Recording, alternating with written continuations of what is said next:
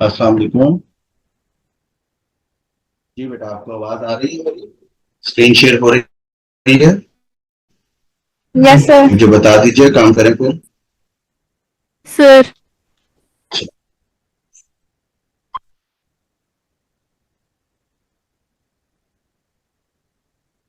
Okay जी।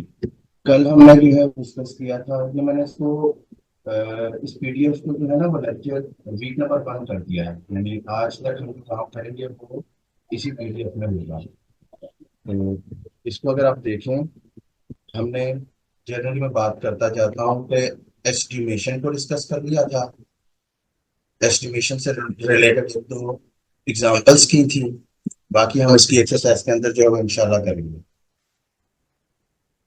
दूसरा, हमने जो है वो ये टॉपिक किया था कि डिराइव यूनिट्स को बेस यूनिट्स में कैसे लिखते हो। उसके लिए भी हमने तीन चार एग्जांपल्स कर ली थी। उसके बाद हमने डायमेंशंस का पोर्शन जो है वो स्टार्ट किया था। और डायमेंशंस का पोर्शन हमारा ऑलमोस्ट जो है वो एक दो एग्जांपल्स रह गए हैं, वो कंप्लीट है।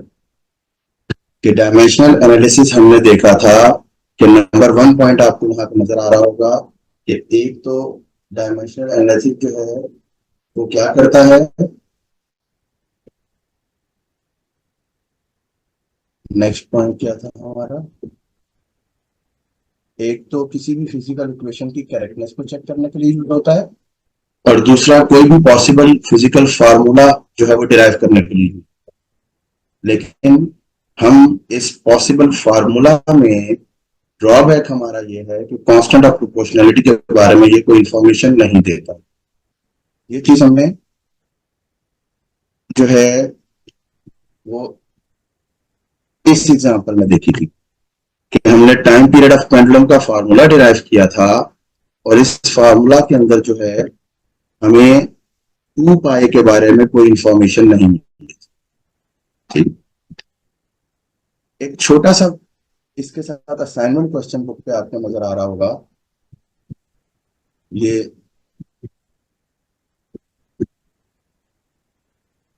पेज नंबर, ये आपको पेज नजर आ रहा है, ये एग्जांपल जहां पे एंड हुई थी कल हमारी, ये असाइनमेंट क्वेश्चन नंबर 1.2 नजर आ रहा होगा।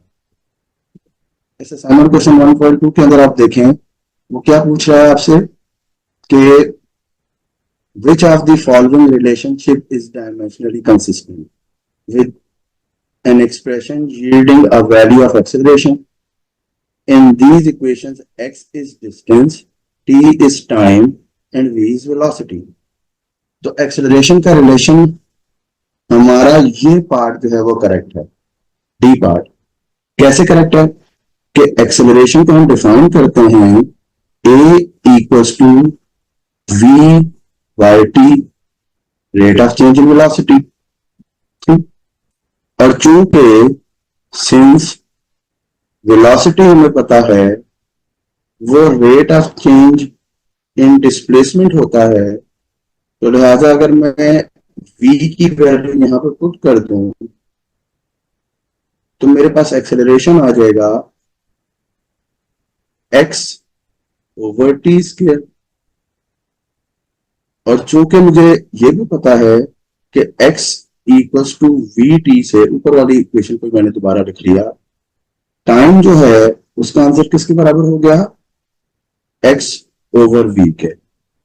अगर मैं टाइम का स्क्वायर ले लूं तो ये बन जाता है x square over v square. तो इस टी स्क्वायर की जगह मैंने ये पुट करना, तो एक्सेलरेशन बन जाएगा x over x square into v square. तो एक एक्स कैंसिल आउट होगा, मेरे पास वी स्क्वायर ओवर एक्स जो है वो आंसर आ गया, जो कि डी ऑप्शन। ठीक है। अब एक क्वेश्चन हम करते हैं, शायद एक्सरसाइज में भी है, थोड़ा सा डायमेंशनल एनालिसिस से फार्मूला डिराइव करने के लिए। कि मैं क्वेश्चन लिखता हूं, suppose derive the formula for the speed of sound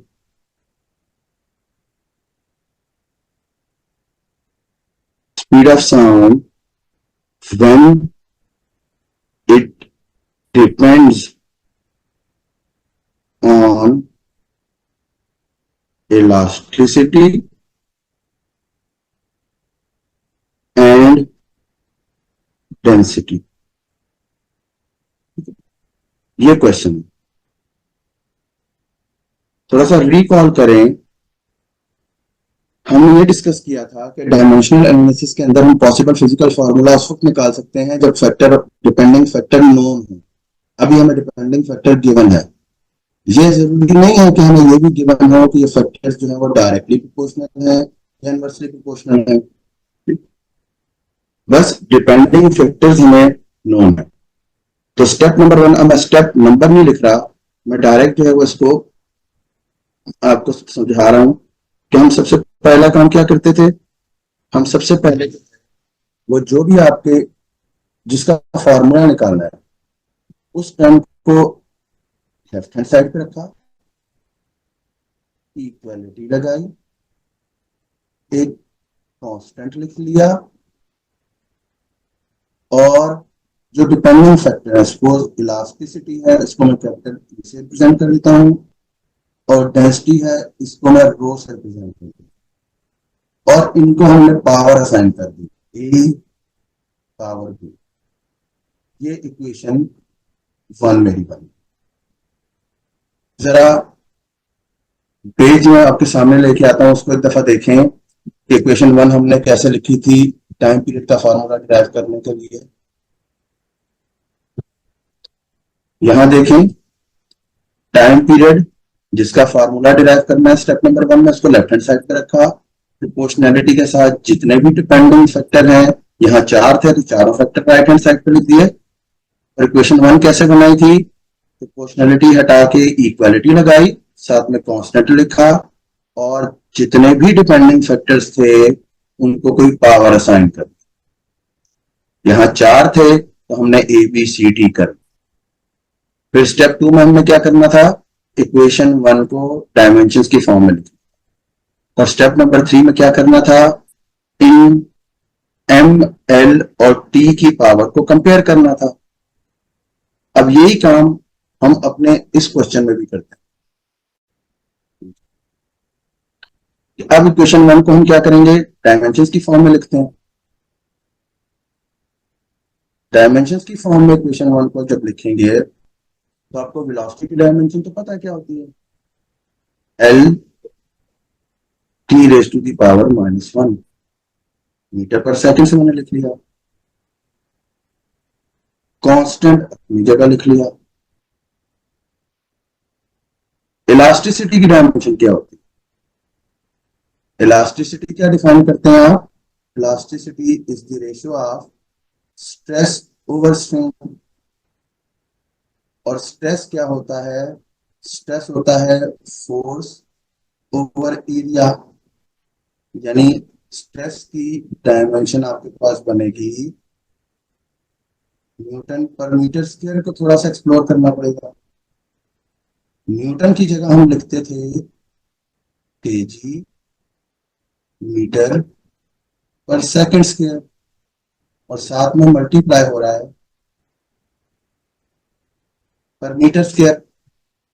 यानी स्ट्रेस की मेरे पास डायमेंशंस बन रही हैं, यूनिट्स बन रही हैं केजी पर मीटर पर सेकंड स्क्वायर, और डायमेंशंस बन रही हैं एम पर एल पर टी स्क्वायर। और दूसरी चीज इसमें क्या है, दूसरी चीज है इसमें स्ट्रेन। अब स्ट्रेन तो हमें पता है कि ये अगर लीनियर की हम बात कर रहे हैं तो रेशियो होती है change in length over original length की, और जिसकी कोई यूनिट नहीं होती, यानी इसकी कोई डायमेंशन भी नहीं होगी। तो इसका मतलब है ई की जो डायमेंशंस हैं वही होंगी जो स्ट्रेस की डायमेंशंस हैं। यानी इस ई की जगह मैं यहां पे लिख सकता हूं एम पर एल पर टी स्क्वायर और इसकी पावर ए कर दी। ठीक, और दूसरी चीज क्या है, डेंसिटी। डेंसिटी का फॉर्मूला आपको पता है, डेंसिटी का फॉर्मूला क्या होता है, mass mass, divided by volume. Mass की यूनिट क्या होती है, केजी, और वॉल्यूम की यूनिट क्या होती है, मीटर क्यूब, हमने पढ़ा है। तो इसकी मैं इसको ऐसे लिख लेता हूं, केजी पर मीटर क्यूब। तो इसकी डायमेंशन में ऐसे लिख लेता हूं, M L -3 with in square bracket. एक तो स्क्वायर ब्रैकेट लिखना नहीं भूलना जो भी प्रॉब्लम हो, और दूसरा जो है वो बड़े ध्यान से मैथ की जगह केजी की जगह एम और एम की जगह एल, इनको भी मिक्स नहीं कर। तो यहां पे आपके पास आ जाएगा स्क्वायर ब्रैकेट्स में M L cube power P. ठीक, तो ये स्टेप नंबर 1 में क्वेश्चन 1 बना ली। स्टेप नंबर 2 में हमने उस क्वेश्चन 1 को इन टर्म्स ऑफ डायमेंशन। ठीक, ये जरा ध्यान में रखिएगा। मैं एक और पेज ओपन कर रहा हूं, ब्लैंक पेज, ताकि सर, ठीक है, ये लास्ट इक्वेशन आपकी है। हमने क्या करना है, मैं स्टेप लिख लेता हूं पहले। अब हमने एम एल और टी के जो पावर्स हैं उनको कंपेयर करना है बोथ साइड्स। तो कंपेयरिंग पावर्स ऑफ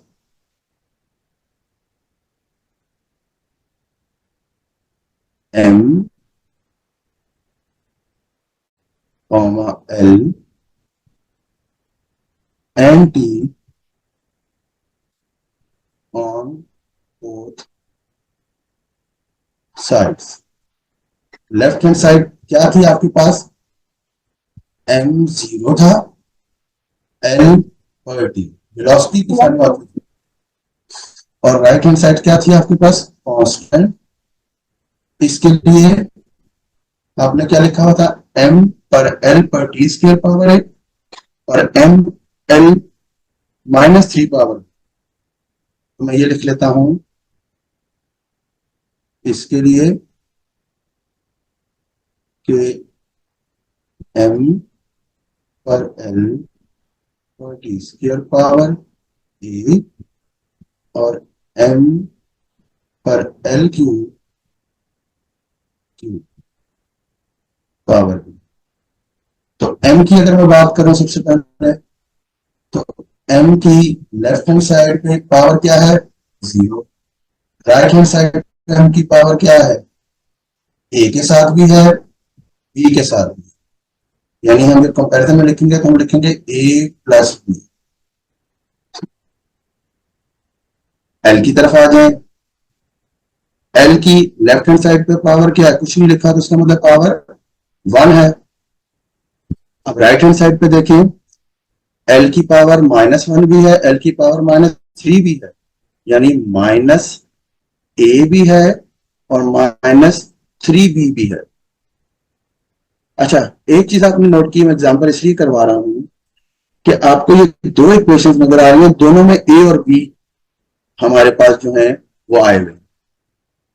यानी हम इस तरह की जब सिचुएशन आ जाए डायमेंशनल एनालिसिस में, तो उस इक्वेशन को प्रेफर करते हैं जो सिंपल होती है।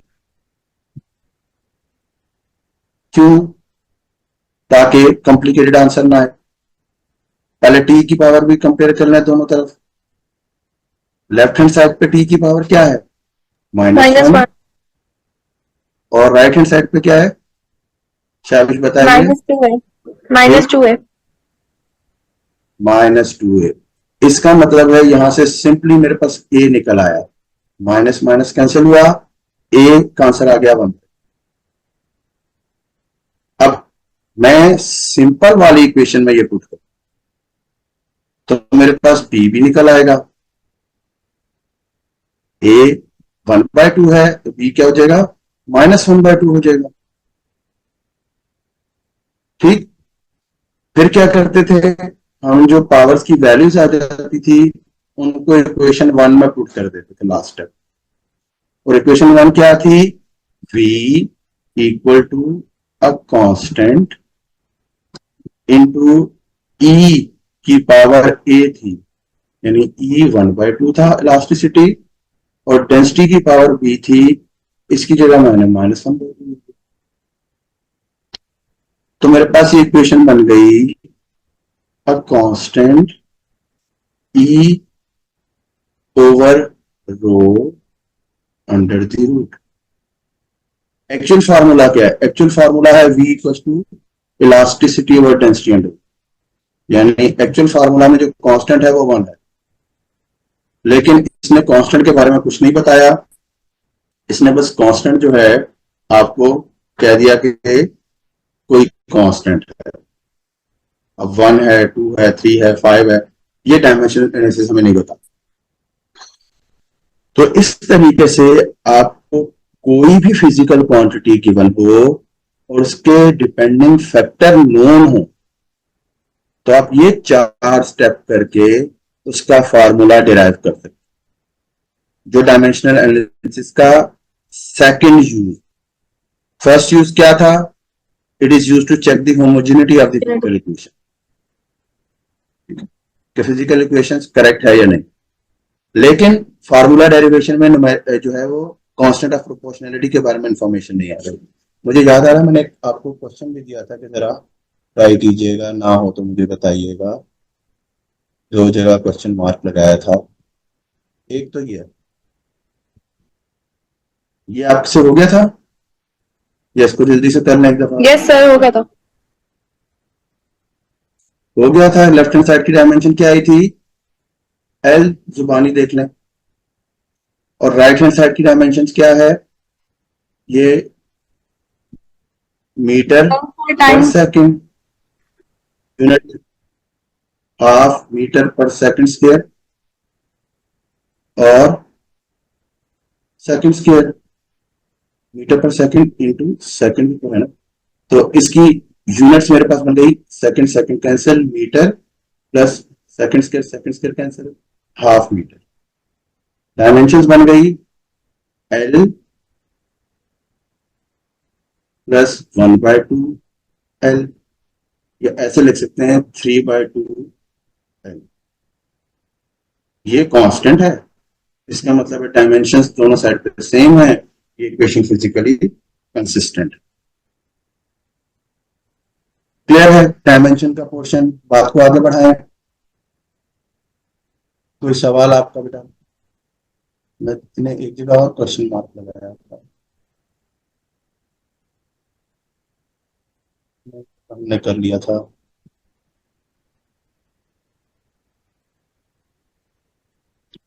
अच्छा जी,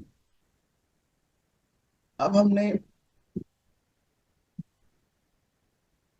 आगे बात को बढ़ाते हैं। मैं एक अलग पेज खोल रहा हूं। अब हमने समझना है एक इंपॉर्टेंट टर्म को, बुक में एक तरह से गिवन है, उसको 2-3 तरह से समझने की कोशिश करेंगे। प्रिसीजन को एंड एक्यूरेसी।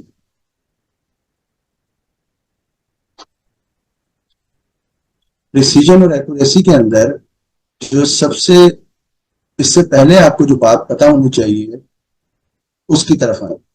देखें, केस नंबर 1 है, मेरे पास कोई टर्म लिखी हुई है 24.39 मीटर।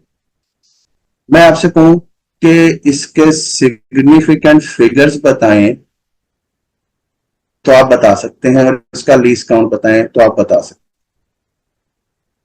सिग्निफिकेंट फिगर का आइडिया है आपको? जो सिग्निफिकेंट फिगर्स पहले डिस्कस करने थोड़ा सा, चलिए पहले सिग्निफिकेंट फिगर्स डिस्कस कर लेते हैं, प्रिसीजन एक्यूरेसी को अभी नहीं करते हैं। ये तीनों पॉइंट्स आपको सिग्निफिकेंट हमें इसलिए जरूरी करने हैं कि आपका जो अनसर्टेनिटी का पोर्शन है वो आपको सिग्निफिकेंट फिगर्स के थ्रू ही समझ में आए। तो सिग्निफिकेंट फिगर्स जो होते हैं किसी भी मेजरमेंट में, मैं लिखता हूं in any measurement comma the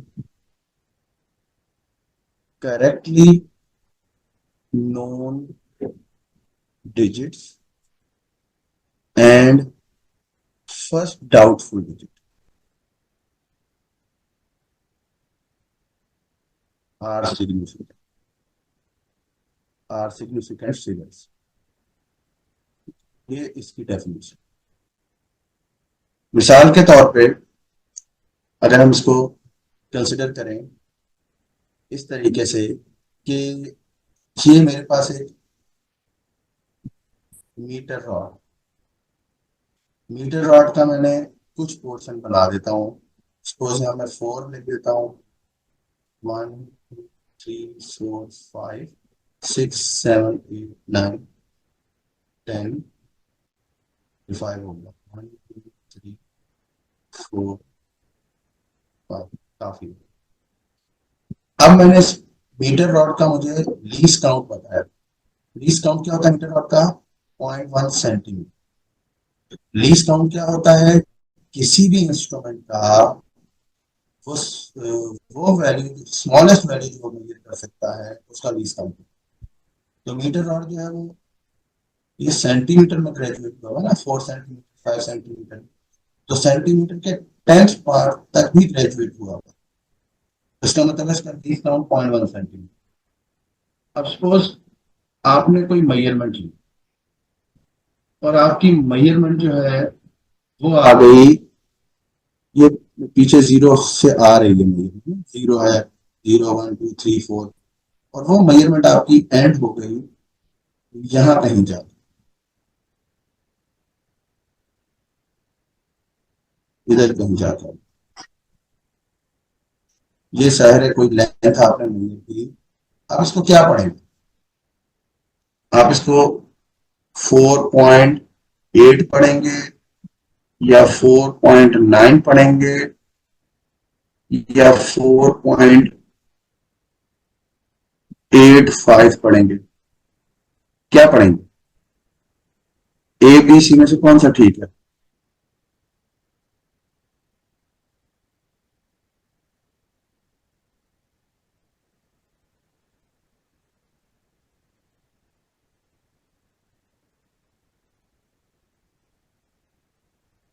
A B C में से कोई ठीक होगा ना, बताइए, कोई आइडिया है?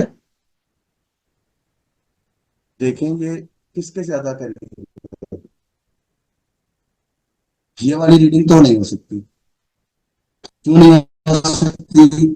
क्योंकि ये तो इसके लीस्ट काउंट से भी कुछ ज्यादा ही हम पढ़ रहे हैं। ठीक है, अब आप देखिए इन दोनों में से 4.9 के ज्यादा करीब जो है हमारी मेजरमेंट आ गई। यानी अगर मैं 4.8 का मिड लाइन ड्रॉ कर दूं और 4.9 का मिड लाइन ड्रॉ कर दूं तो हमारी रीडिंग इस 4.85 और 95 के दरमियान में आ रही है। इसका मतलब हम इसको 4.9 पढ़ेंगे।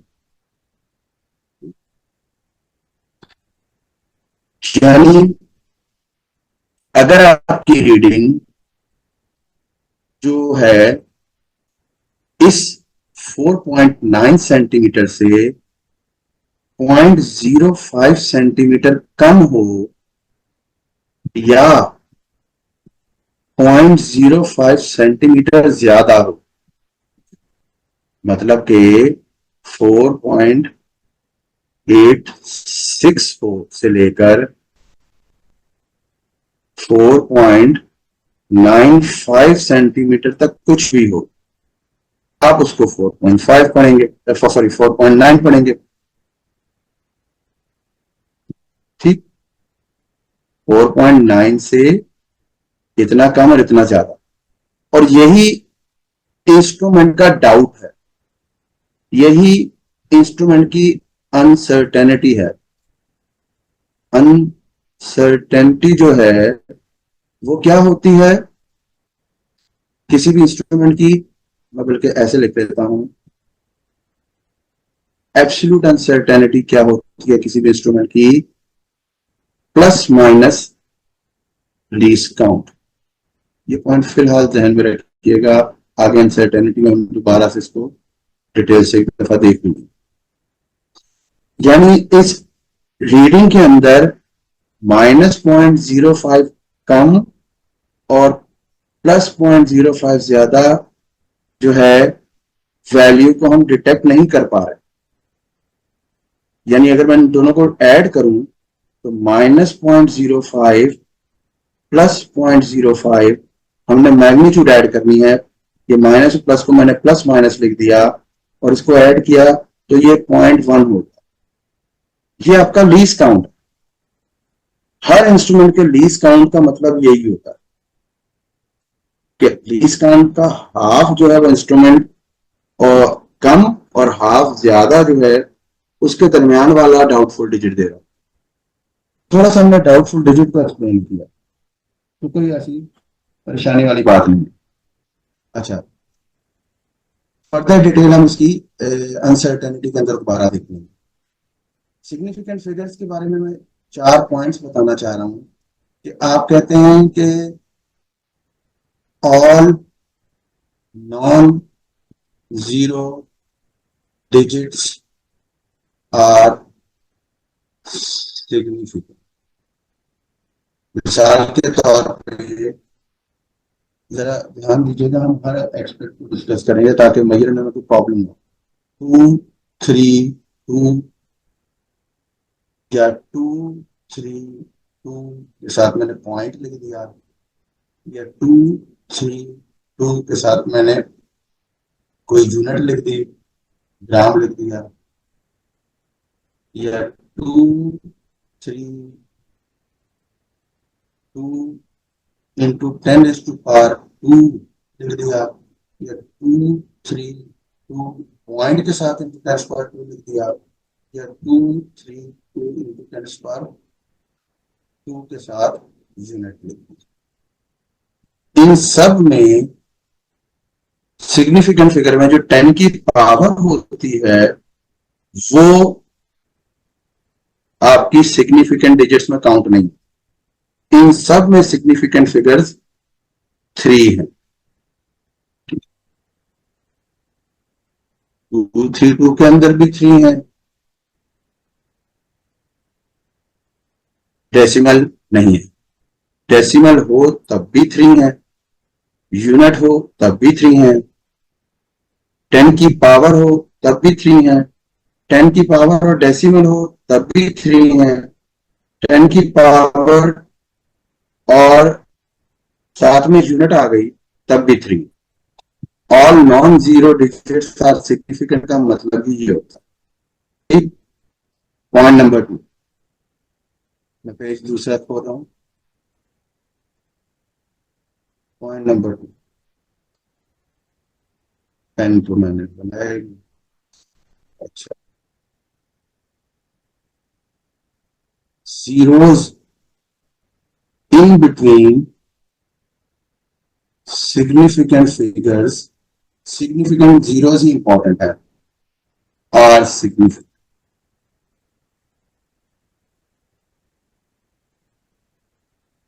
वो एग्जांपल देता हूं, 2 3 0 2 कर देता हूं, एक जीरो बीच में डाल दिया, 2 3 0 2 के साथ पॉइंट लिख दिया।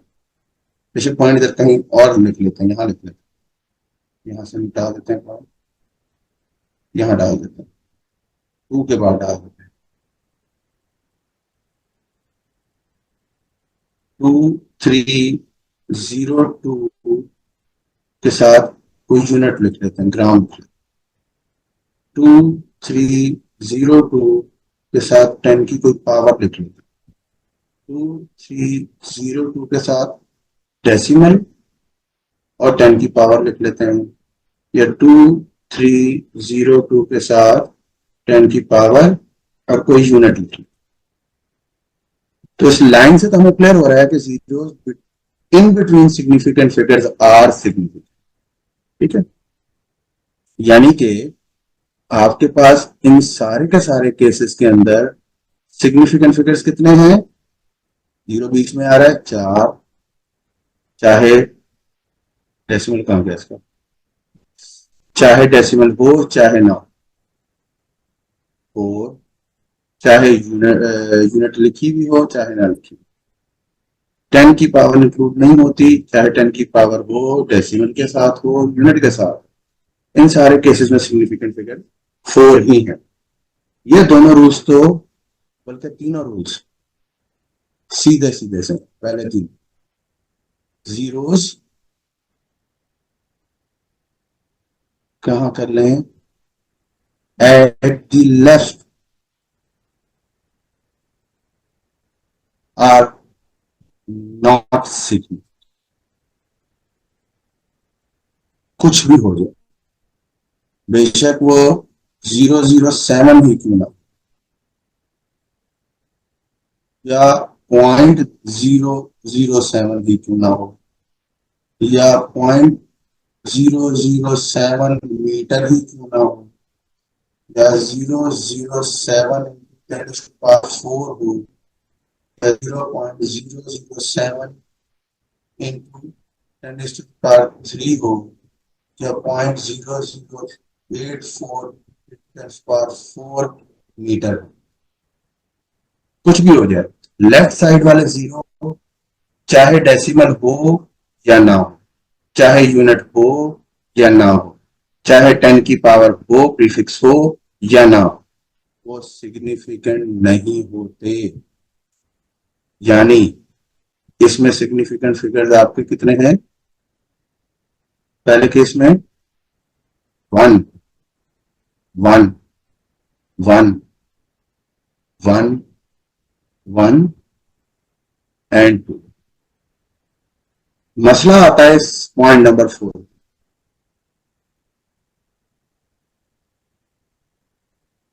पॉइंट नंबर 4 के अंदर क्या चीज रह गई, जीरोस एट द लेफ्ट,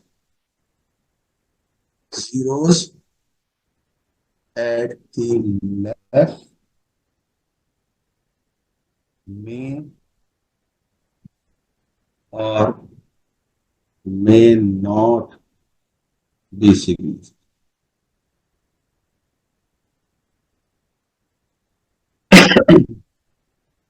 यानी अगर मेरे पास 8000 kg लिखा या 8000 इंटू 10⁻² kg लिखा, तो इन सब में सिग्निफिकेंट, दोनों में सिग्निफिकेंट फिगर 1, राइट साइड वाला जीरो सिग्निफिकेंट नहीं है, बल्कि 10 की पावर अभी ना लिखें, जरा सिंपल बात समझें, मैं रख कर देता हूं, बढ़ता हूं गया, सिंपल बात समझ।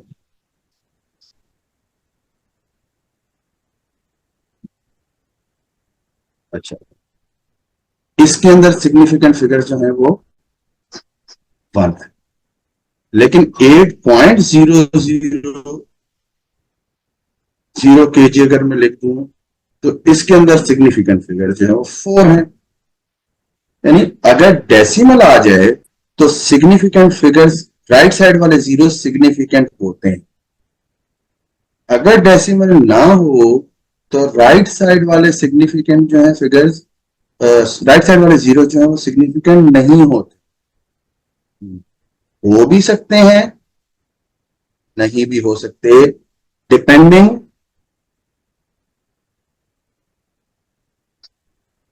On least count. अगर लीस्ट काउंट आपको नहीं पता तो हम इसके significant figure, if least count is not known और डेसिमल भी नहीं है तो हम इसके सिग्निफिकेंट फिगर्स जो है वो 1 लेंगे। अगर मैं कह दूं कि इस टर्म में, पेन चेंज करता हूं, अगर मैं कह दूं कि इस टर्म में आपका से लीस्ट काउंट जो है वो 1 kg है, तो सिग्निफिकेंट फिगर कितने हो जाएंगे, अब सिग्निफिकेंट फिगर 4 हो जाएंगे। सपोज मैं कहता हूं लीस्ट काउंट इसका 0.1 kg। तो इसका मतलब है ये तो 1 kg के भी एक फ्रैक्शन तक मेजर कर रहा है ना, तो इसका मतलब ये टर्म ऐसे नहीं है, ये टर्म तो ऐसे बन गई। और इसके सिग्निफिकेंट फिगर्स कितने हो गए? 5 हो गए। ठीक, तो लीस्ट काउंट पे डिपेंड करता है वो केस जब डेसिमल ना हो। अगर लीस्ट काउंट के बारे में कोई इंफॉर्मेशन नहीं है तो राइट साइड वाले जीरोस को आप सिग्निफिकेंट कंसिडर नहीं करते। अगर लीस्ट काउंट गिवन हो तो लीस्ट काउंट के हिसाब से राइट साइड वाले जीरोस को आप सिग्निफिकेंट में शामिल करते हैं। मिसाल के तौर पर इसी एग्जांपल में मैं कहता हूं लीस्ट काउंट को मैं ज्यादा करता जाऊं, सिग्निफिकेंट फिगर कम होते जाएंगे। मैं लीस्ट काउंट 10 kg करता हूं, तो अब सिग्निफिकेंट फिगर इसी टर्म में 3 बच गए। यानी अब इसका काउंट यहां से शुरू हुआ और ये जीरो और ये 8, ये तीनों सिग्निफिकेंट हो गए। जब लीस्ट काउंट 1 kg था तो काउंट हमारा यहां से शुरू हो रहा था। मैं कहता हूं लीस्ट काउंट 100 kg हो गया, तो अब काउंट आपका यहां से शुरू हुआ। अब आपके सिग्निफिकेंट फिगर्स 2 हो गए। लीस्ट काउंट अगर 1000 kg हो तो सिग्निफिकेंट 1 हो जाएगा। यानी जो बात मैं समझाना चाह रहा था अब हम उसकी तरफ वापस आते। हमें सिग्निफिकेंट फिगर के ये चारों रूल्स जो हैं वो सही तरीके से समझ में आते। मेरा ख्याल है ये टॉपिक आपका थोड़ा सा किसी वाला वीक नंबर 2 नहीं जाएगा। मैंने यहाँ क्वेश्चन लिखा था, ये पॉइंट लिखा था, हम इसकी बात कर रहे थे। जरा मुझे आपको इस सारी डिस्कशन से अगर समझ में आया है तो आंसर करें। थोड़ा सा बोलने में कोई ऐसी बात नहीं होगी कि ये टर्म गिवन है आपको और डेसिमल के साथ गिवन है, इसमें सिग्निफिकेंट फिगर कितने होंगे? 4 होंगे ना? सोचने के साथ आवाज आ रही है बेटा? Yes sir. 4 सिग्निफिकेंट फिगर होंगे। अब मुझे बताया लीस्ट काउंट क्या होगा। अब इसका लीस्ट काउंट आप देखें, डेसिमल के बाद 2 डिजिट्स है ना, तो मैं इसके लीस्ट काउंट को लिख सकता हूं। इसका लीस्ट काउंट है 0.01 मीटर। कोई भी टर्म गिवन हो उसको देख के आप उसका सिग्निफिकेंट फिगर्स और उसका लीस्ट काउंट बता सकते हैं, प्रोवाइडेड उसमें डेसिमल लगा हुआ हो। ठीक, ये पॉइंट नंबर हमने 3 पॉइंट समझे, सिर्फ 3 पॉइंट्स हमने समझने हैं, ज्यादा लंबा चौड़ा काम नहीं है। कि पहला पॉइंट ये है कि अगर आपके पास स्क्वायर टर्म थी 24.39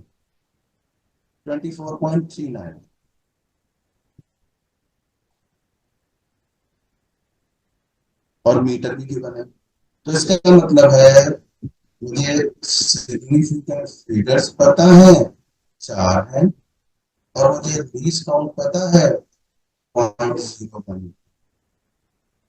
दूसरी चीज, पहले क्वेश्चन में हमें सिर्फ गिवन जो था वो वैल्यू गिवन, अब दूसरे क्वेश्चन में मैंने वही वैल्यू ली 24.39 मीटर और मैंने लिख दिया इसके सिग्निफिकेंट फिगर्स जो है वो 5 है। नजर तो हमें 4 आ रहे हैं। अगर मुझे सिग्निफिकेंट फिगर 5 करने होंगे तो मैं इस टर्म को फिर कैसे लिखूंगा? लिखूंगा 24.390 मीटर। डेसिमल के साथ तो राइट साइड वाला जीरो सिग्निफिकेंट होता है ना, यानी उसने बताया नहीं, दिखाया नहीं, लेकिन सिग्निफिकेंट फिगर्स बता के कह दिया कि टर्म ऐसे नहीं है, टर्म तो ऐसे है। और आप अब गिवन आपके पास दो चीजें हैं,